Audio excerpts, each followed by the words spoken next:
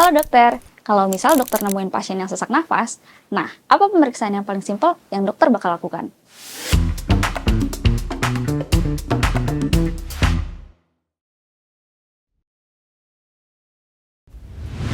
Betul, jawabannya oximetry. Pastinya sudah familiar ya dengan oximetry. Oximetry itu berfungsi mengukur saturasi oksigen arteri perifer sebagai marker oksigenasi jaringan. Makanya, waktu pandemi, pemeriksaan ini dipakai untuk mendeteksi hipoksemia. Gimana cara oximetry bekerja? Jadi, oximetry itu mengeluarkan dua macam gelombang merah dan infrared.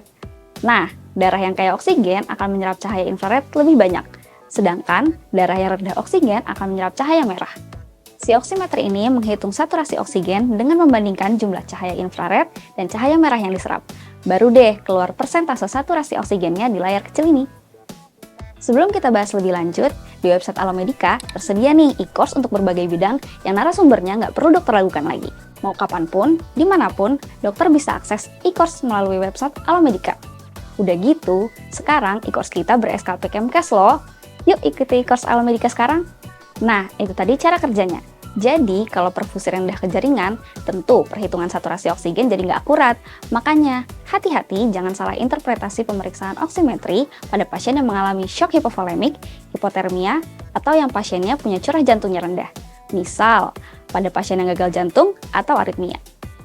Terus, jangan juga nih periksa oximetry di tangan yang sedang diturniket. Soalnya, pembuluh darahnya pasti terobstruksi dan bakal ganggu pembacaan saturasi oksigennya. Terus, tadi kan kita udah bahas ya, kalau darah yang kaya oksigen itu akan menyerap cahaya. Nah, darah yang kaya karbon monoksida itu juga sama menyerap cahaya. Jadi, hasil saturasi oksigen itu bisa tinggi, padahal sebenarnya yang diukur itu salah. Makanya, hati-hati pada pasien yang keracunan karbon monoksida. Jangan-jangan saturasi oksigennya dibilang bagus, tahu-taunya itu gara-gara yang terhitung jumlah karbon monoksida dalam darah, bukan oksigen. Nah, ini fatal untuk pasien keracunan karbon monoksida, karena terapi oksigen yang diberikan bisa jadi kurang banyak.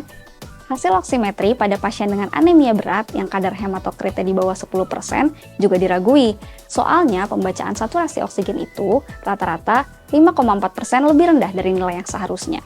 Kalau pasien punya clubbing finger, hasil saturasi oksigen juga bisa lebih rendah dari realnya ya. Nilai oximetry di bawah 70% juga nggak bisa dipercaya, dan dokter harus konfirmasi ulang dengan analisis gas darah. Waktu pemeriksaan, pasien juga tidak boleh bergerak-gerak, karena bisa menyebabkan hasil oximetry tidak akurat. Nah, itu dia beberapa kondisi di mana oximetry bisa saja nggak akurat. Untuk kondisi-kondisi lainnya, dokter bisa cek artikelnya melalui link di description box. Dokter harus mastiin juga alatnya.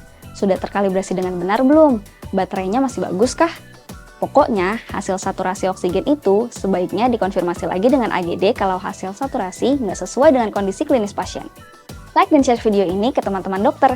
Jangan lupa subscribe channel Alomedica dan nyalakan lonceng notifikasinya. Jadi dokter Anda dalam genggaman, salam Alomedica.